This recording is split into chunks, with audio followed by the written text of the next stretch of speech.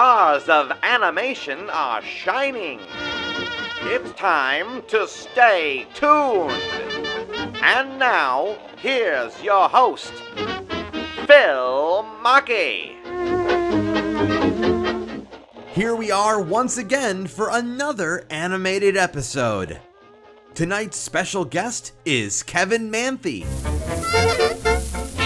In 2001, creator Jonan Vasquez unleashed a cartoon so ahead of its time, it was canceled after just 2 seasons. Yet the impact of Invader Zim is strongly felt to this day through comic books and a consistent flow of new merchandise. Part of what made the series stand out was its progressive choice in music from composer Kevin Manthei. Having since contributed to shows like Generator Rex and Ben 10, Kevin's experience in music for video games and horror films was the perfect preparation for Zim.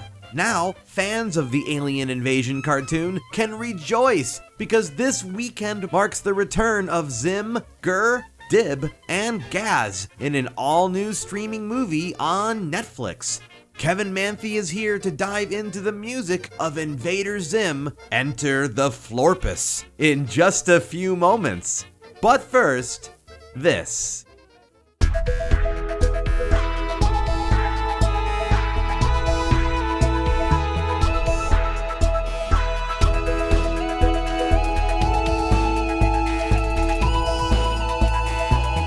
Kevin Manthei, welcome to Stay Tuned. Yay, glad to be here. Thanks for asking me. Yeah, of course I wanted to ask you. You're like one of the coolest composers I know. And even of the ones I don't know. You get that title. Thank you. I love writing music for animation and video games and whatever else I'm asked to do. But yeah, animation has a special place in my heart for sure. And that all started for you with Invader Zim, right? That was your introduction. It did. It was a very unexpected gig that I got. I had been writing additional music on some pretty heavy, scary video games and movies. I was doing additional music on the Scream series. And then I think I just did Vampire the Masquerade for Activision, which was a pretty heavy duty vampire video game. And yeah. I don't have many Hollywood stories, but this is one of them where just things kind of align correctly. When I was at USC, I scored this student film for this girl. And then out of the blue, I got an email from her a couple years later, maybe 3 or 4 years later. And she said, I was looking up video game composers and your name popped up. And I remembered that you scored my film. And I work over at Nickelodeon and we're doing this cartoon, and the creator is in love with video games. He does not want an animation composer. He wants a video game composer. Would you mind sending in some music? I said, sure. So I sent in a bunch of really heavy duty, horror and, real intense. I didn't dumb it down. And they got back to me and they liked it. I can't remember if I went into a meeting with them first or after, but I wrote 3 scenes. I wrote just some music on spec, and they weren't really asking a bunch of people. I think they just asked me initially. They loved what I did. In fact, my first 4 submissions are up on my SoundCloud. Okay. First 4 tracks that I wrote, and they hired me. It was just so easy, the whole process. And that's awesome. You never hear that. Yeah, I've come to realize that was one of those magic moments. Yeah. So that doesn't happen all the time. No, and from horror films, live action films, into Invader Zim, it's actually a very logical transition because that show is really terrifying. Yeah, in fact, the show, I was like, what am I getting myself into? The first show that I did was The Dark Harvest, where... Oh my gosh, I love that episode so much. Yes, the organs. What the heck is going... I mean, still, even if you, as you know Zim, if people know the whole episodes and, everything that Zim is, that's still one of the most crazy episodes. I'm so surprised that made it to air because awesome. The whole idea of harvesting children's organs and then a being filled with tons of extra organs. Yeah. And then the sentence "more organs" means more human. It's just a right. Yeah. Like what kind of faulty logic is that? Oh my gosh, it's amazing. That's the whole show has a faulty logic to it, but that's that's for sure. Yeah. So then I think one of the other scenes I wrote was like this super intense chase down a hallway with Dib being chased by Zim. Yeah.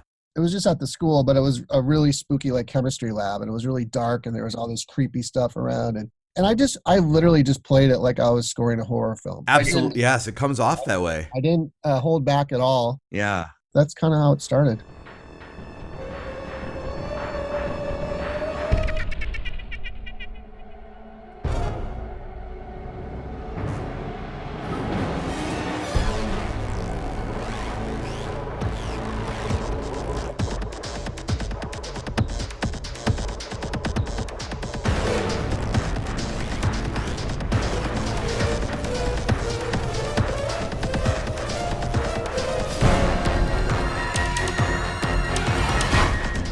It's a brilliant marriage of music and visuals, and you know, I can definitely hear the game influence. There's a real industrial sound to your music as well.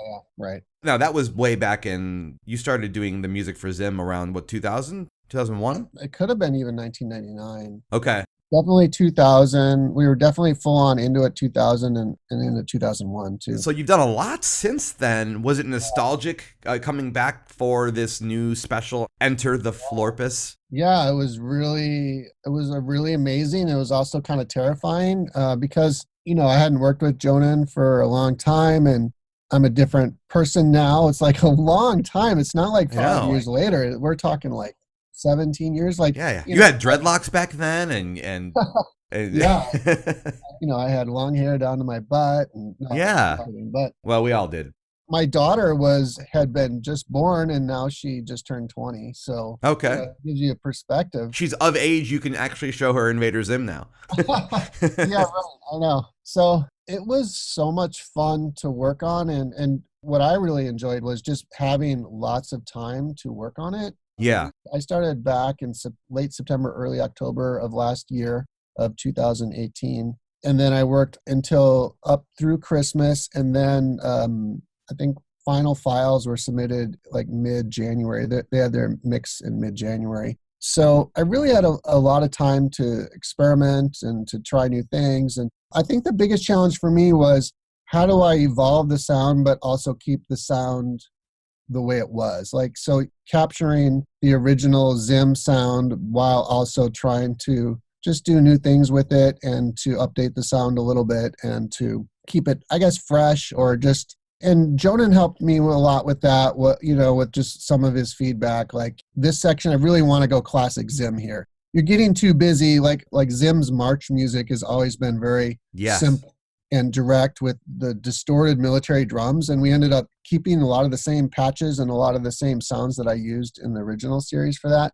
And then with the strings, I updated the string sound with more, because, you know, technology changes. I have better string sounds than I did back then. And sure. But then I even brought it back, that original patch of the strings that I used back then as part of Zim's sound, and layered that in with the new stuff. But yeah, Jonan was like, let's keep it simple. Maybe I was trying a little too hard, like it doesn't have to be overly complicated. And we kind of had that back and forth of like, okay, we're trying to make things new, but we don't need to either reinvent the wheel here either. So like of course, yeah. It's working. So was there ever a discussion about maybe this time around, let's go ahead and bring in, a 24-piece orchestra or something like that? We talked about that initially way back when I met with them like a year before I started scoring. But one of Jonan's comments to me was that he really likes the sound feels like the sound that you can get out of the box, or with not going like a full traditional orchestra kind of route. He liked that approach. So what I ended up doing more was, I like to do a lot of playing of instruments myself. So I do a lot of violin effects, cello effects, even vocal effects. I'm singing on the score in a few spots. Some of it. You created samples. You created your own source samples. I created my own samples and my own source material. And I like to do that for projects. And anytime I'm doing music, I'm throwing on layers of live stuff. Like yesterday, I was working on Ben 10, and they go to some Mayan ruins. And so I was doing, live shaker and primitive drums and some ocarina and some panpipe and just stuff like that. it kind of keeps me sane. In a show that's so Real- full of insanity. yeah, put some real in with the fake, you know. And then the other thing that was fun too is just putting in more tabletop and sort of modular style synthesizers and synth layers. So I used the Virus B made by Access, which is a tabletop synth. I used that way back when, and I still have it, still sitting here right to the right of me. Oh, wow. But then since then too, I've added other stuff, and so it was fun to be able to kind of go back to some of the traditional Zim synth sounds, but then add to it. Where can we hear you singing? So I sing on the Invader Zim score a couple places. One is in the beginning around the main title area. There's this big reveal of Zim. I sing Zim. Oh, yes. Okay. Up really high and down really low. And then there's another one later on when we actually have finally figured out what a Florpus is, or when we're about to be told what a Florpus is, and when you almost hear the Florpus theme. They show Mini Moose up in space, and I did this epic like Mini Moose choir thing, and I don't know, Jonan's always liked that when I do that stuff, and I'm not a singer, and so maybe that's what makes it funny, is that it kind of pulls you out of the... It sounds like a weird cacophony of like, this is epic, but you should be terrified at the same time. Right. And I like to pitch my voice. So on the Mini Moose one, I did a couple at my normal pitch, and then I like to go up an octave so I sound like, weird females, and then I go down an octave so I sound like Lurch. Yeah. I don't know, it works for some reason. It does. works. So I did a lot of that in the original series as well.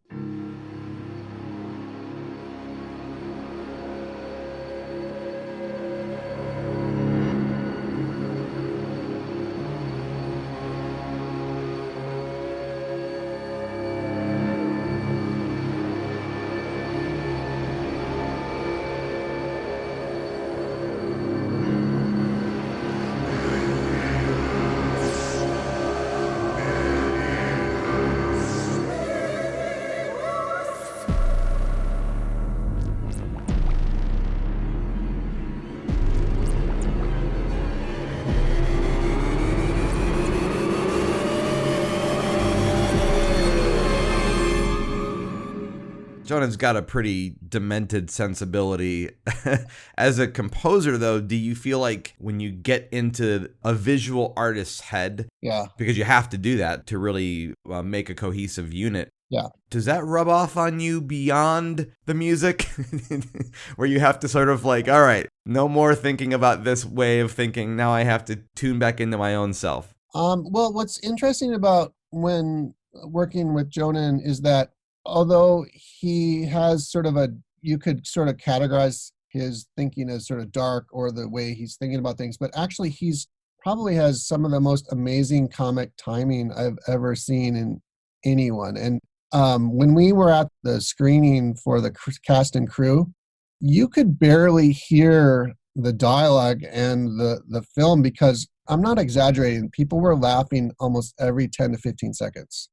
That's great. So much funny stuff going on top of all this drama. Sure. It was amazing. And what I really realized from that was just how well he really understood and understands the whole arc of the story and really what he was trying to accomplish. It's not, what I liked about Enter the Florpus is that I kind of got caught up in all the drama and the dramatics, because for us, what we do with music is we play things super straight, and that's the comedy. But Jonan, he knows that, and that's his direction. But for him, he's keeping track of the entire comedy and how it's interplaying throughout. And I'm just kind of focusing on the music. So sometimes I lose sight of the overall picture, whereas he's keeping that in focus. So maybe areas that I was playing really straight because I was kind of thinking that, it ends up actually playing funny because I'm playing it straight, but then because I'm the composer super thinking it's playing it straight,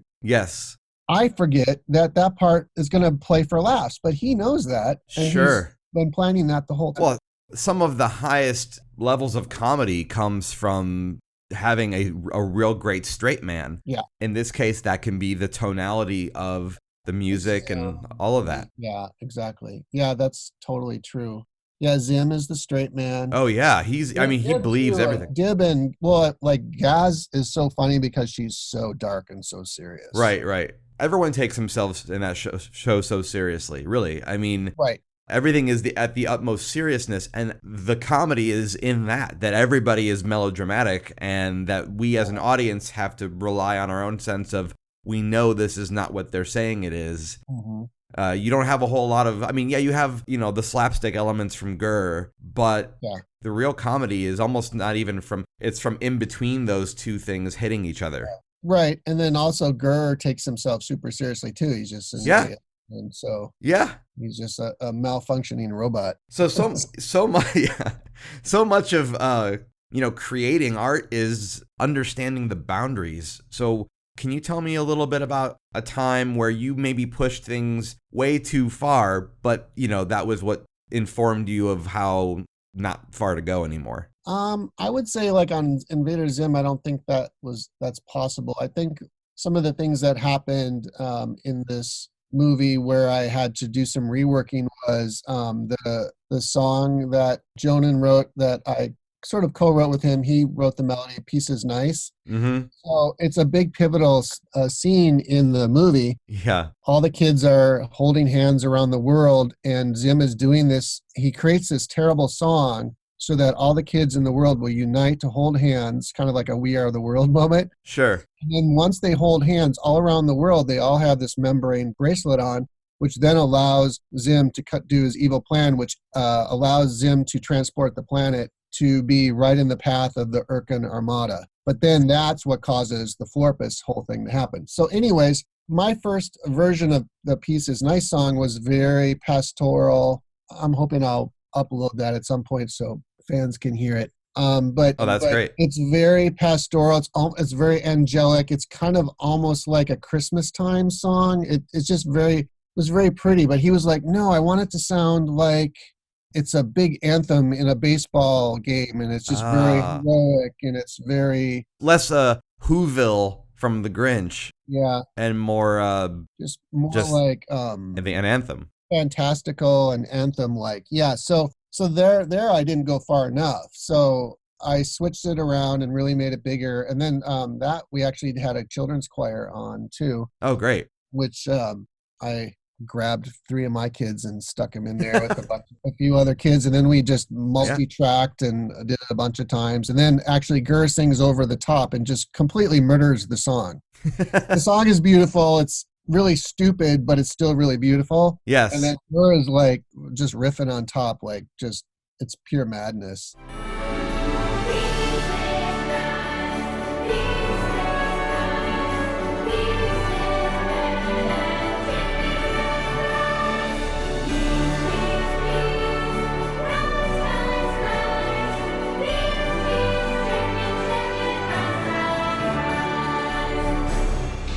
Is there a lot of times in your career where you've written with lyrics, or is that like the theme for Generator X, for example, has theme words? Oh, right, yeah. Well, that was licensed from a band. What generally happens is I totally can write and do write for vocals, but generally it seems like the writers always have the lyrics. So like on Robot Chicken, I did a ton of parody style, like we did a Les Mis thing and a He-Man kind of thing, and G.I. Joe. We did a really funny G.I. Joe one, and Planet of the Apes and all this stuff. But like that all comes from the writer's room. So these guys are thinking of all these funny lyrics. Oh, there's like one of Alf doing a rap. It's just really madness. Like those guys go crazy with their song ideas. So generally they'll come to me with lyrics already ready, and they'll say, okay, well, we're open to style, or we took the pacing of the original Les Mis songs, and we kind of want the similar pacing to this, but obviously you got to do your own own music,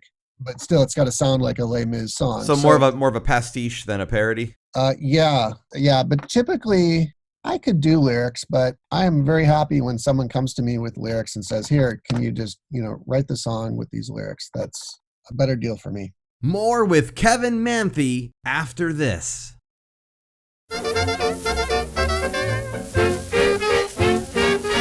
Do you have a concern about being typecast? Is that a thing that happens in the music world very often?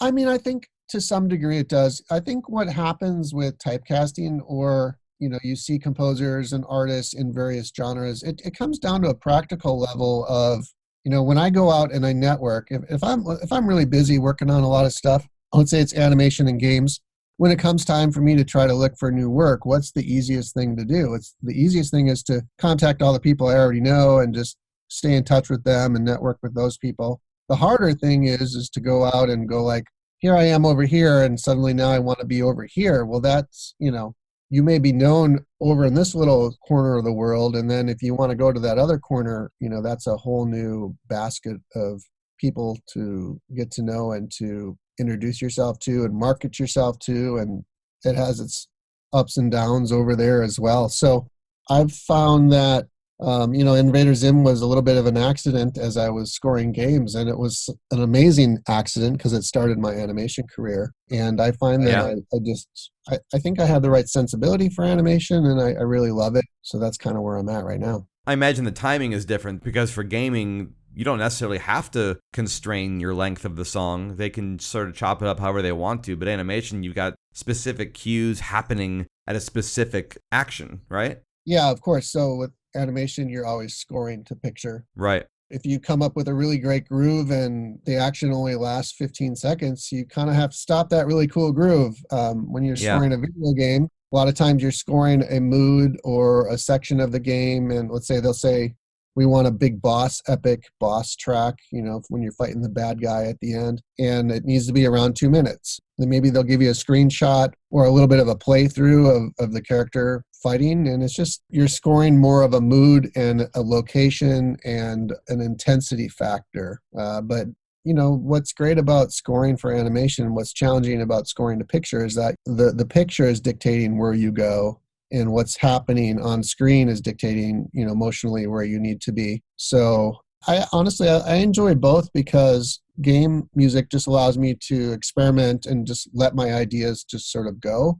And then the film and television allows me to really interact and be part of the storytelling process by being very specific and following the story. Well, the style of Zim goes to so many different places, so many different highs and lows with manic feelings around the fake parents and Gurr. You mentioned earlier the very militant march music. Yeah. And you got that gleefully chaotic funhouse of dementia that Zim inhabits in his mind. So how on earth do you find a way to link all those elements to make them sound like they're from the same universe? That's a good question. I think that the music for Zim is either very serious and very overly dramatic, or it's insanely silly and very stupid. And I think that one thing that's cool about animation is it really allows you to change on the dime. As long as you're following what's happening on screen, if it's just this ridiculously serious moment with Zim and then you cut to Gurr and he just does something really stupid, you feel free as the composer to follow that really hard turn left. And it won't feel jarring, or if it does feel jarring, maybe that was done by intention. So musically, I'm basically just trying to reinforce what the storytellers are trying to say. Hey, Kevin, complete this sentence. The best music comes from a place of laziness. I almost don't want an explanation for that, but no, I have to ask you. I have to ask you for an explanation. Well, maybe what I'm thinking when I say that, it's trust your gut and go with your first idea. I've done that, not always, but almost probably 95% of the time, which is to sometimes, you don't want to overthink things all the time, because what we don't realize is that our subconscious is always working.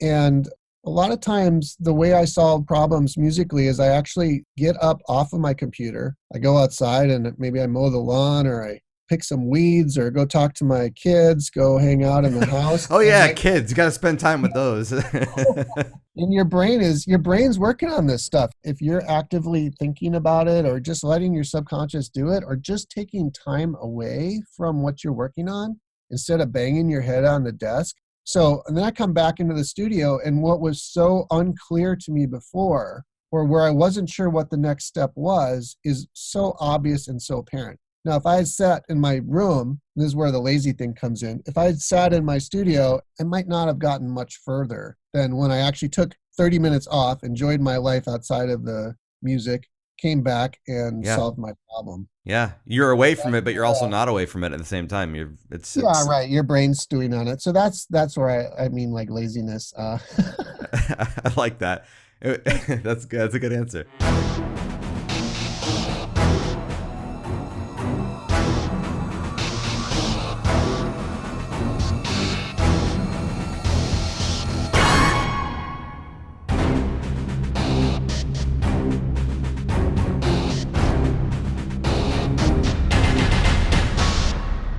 I can't help but draw a correlation between the music of Zim and Mars Attacks by Danny Elfman. Oh, yeah. Was there any, I mean, of course, the obvious themes aside of Martians invading, right? There's a lot of March feeling happening in that score as well. Was there any inspiration from that?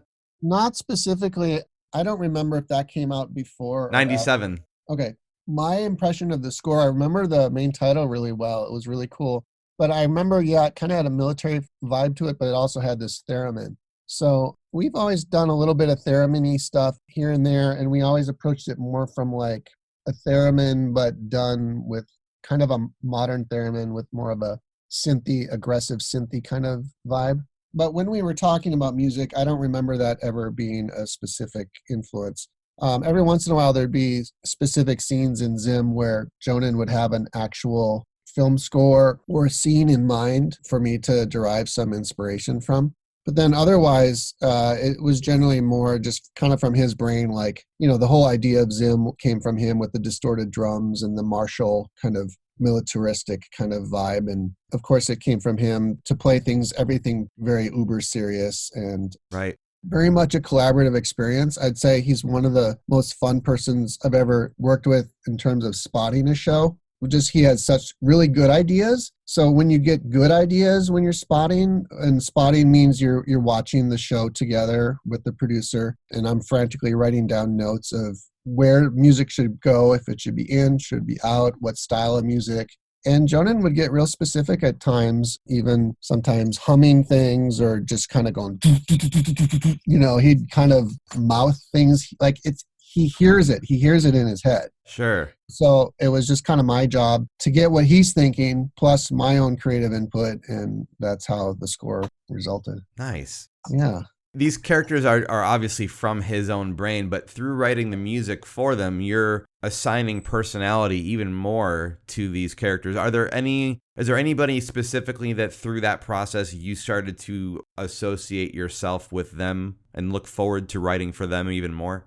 Oh, well, I'd have to think more along the lines of the Florpus, because like the series was so long ago now, and it was actually such a short-lived series too. We did. Yeah. What was it? Do you know the exact episode count? Was it 41, 43? It was less than 65, that's for sure.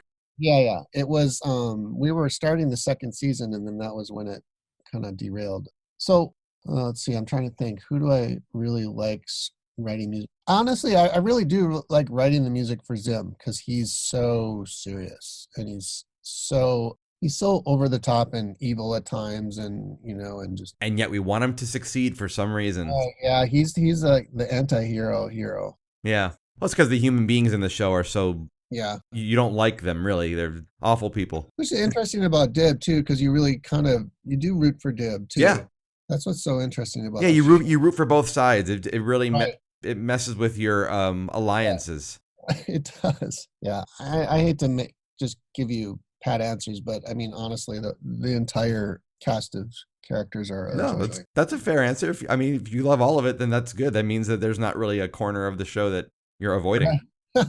How did you not land Wreck-It Ralph with it being a movie about video games? Well, oh gosh, I don't know. There's a lot of us video game composers out there, and there's a lot of animation composers, but I think that, honestly, when you're looking at those feature film levels, you're dealing with completely different music departments who have their contacts, and generally speaking, all the big animated films, they're going to the top 30, 40 guys who score the really big feature films. But they have like a bunch of underlings that compose with them. I shouldn't call them underlings. Probably. I can't speak to anyone specifically, but Well, like I know like Hans Zimmer, he has people under his wing. sure. Yeah, and he typically gives credit to Oh, yeah. But I mean, that's not something that you deal with, right? You don't have a bunch of minions. So I have people that I have a team of people, but I don't like, for example, on Enter the Florpus, everything that is in the film musically I wrote, with the exception, Okay. the thing that I did with Jonan that we. I have to say minions because I'm keeping with the theme of Invader Zim. Yeah. But yeah, that's what's challenging about being a composer with deadlines and everything is, for a composer who really cares about his or her craft, you really want to do everything yourself. But then you get to these points where, you just can't do everything yourself, especially if it's going to be scored live. You need to have orchestrators, copyists, you have to hire a mixer and a music contractor. And there's so much time that goes into writing music, and especially sometimes they'll give you crazy deadlines. They keep changing picture on you, but for Zim it was really great because I have people who come and do some mixing at my studio and help me with some orchestration, and I call it synthestration because it's orchestrating right on my composing rig. And I have music editors to help with various projects. But on Zim I was like, when I start any brand new project, I do everything myself, down to like creating the music previews for the client and making the changes and everything. I jumped in on Zim and I did literally everything myself, down to the very nitty gritty of it. So, Awesome. And it was very cathartic, like back to the basics, so to speak. It's always great to have help, but if you don't do those basic things yourself sometimes, or sort of the mundane things that it's easier to have other people do that still doesn't compromise your creativity, sometimes you can forget those steps. And it's really important to always understand all steps involved in the creative process. So you're not becoming detached from it. Yeah, that makes sense. Right. Have you done the orchestra thing before? Have you written for orchestra and then got to see it through to that? Yeah, back when I was doing the additional music on some of the feature stuff, I did a few cues in the Faculty movie, Robert Rodriguez movie. Yeah. And I orchestrated one or two of those. And then even when I wasn't orchestrating, I was still working with an orchestrator on those. And you'd send your music off and then they would orchestrate, and then you could give notes, and then you go to the session and hear it. Also, this video game Sacrifice that I scored years ago for Shiny Entertainment. So we did that with a 30-piece orchestra down in San Diego. So like the best way for fans to, if they want to really dive into your music and experience it sans visuals, where can we go to indulge in all things Kevin Manthei? If you want to hear the original Invader Zim music, just search it on YouTube. I haven't posted it, but it's up. What's your channel? Oh, mine. I think it's Kevin Manthei Music. Okay. Yeah. It's Kevin Manthei Music. I'm on Kevin Manthei Music on Facebook and Instagram. And then SoundCloud is just Kevin Manthei. I've been really trying to put more music, especially a lot of video game and some various animations as well, on my SoundCloud. I'm trying to populate that more. Well, Kevin, thank you for being here. This has been really insightful. I mean, like obviously the movie, it's been a long time coming. Yeah. Got delayed and then pushed to Netflix, and I'm so glad we're all able to finally enjoy it together. Yeah, I'm so stoked, and I'm glad that the world is able to finally figure out what a Florpus is. Oh, I mean, I was losing sleep over it. Are we going to get more Zim, or is this a cap on the whole thing kind of a That's moment? Above my pay grade. I haven't heard anything, and I think, honestly, we'll have to see once this thing comes out if people are really excited about it and it does well. Netflix they're always looking to do development, and then it's an issue of getting the correct creative people on board and if they're willing to do it. And all I can say is if there's a show and they want me to score it, I'd love to do it. There you go. There it is. It's out there in the ether now. So I fully anticipate that meaning more, and we'll have... Call me. Yeah. Well, thanks again, Kevin. You have a good one, and thanks for all the insight and the music. Yeah, thanks for having me. Really fun. Thank you. We're going to listen to a little bit of your stuff now, so... Oh, boy. Off we go.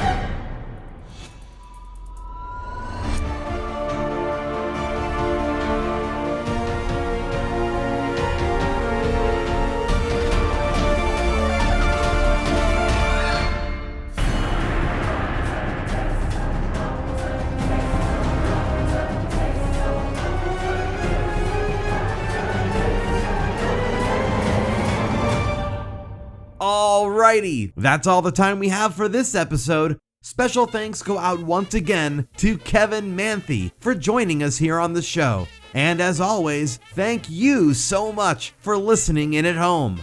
Be sure to check out Invader Zim, Enter the Florpus, now streaming on Netflix. To go behind the scenes with Stay Tuned, head on over to patreon.com/Phil Machi. Subscribing there will get you access to cool rewards like exclusive interview outtakes, my cartoon reviews, and monthly video updates. While you're at it, check out my original comic books at retailsunshine.com and reach out to me on Instagram, Twitter, and Facebook under the handles of both Retail Sunshine and Phil Machi. Don't forget to visit the amazing Stay Tuned community on Facebook at facebook.com/groups/Stay Tuners. I've been Phil Machi, you've been a wonderful audience, and until next time, keep those eyeballs peeled, those ears open, watch out for your squealy spooge, and be sure to stay tuned.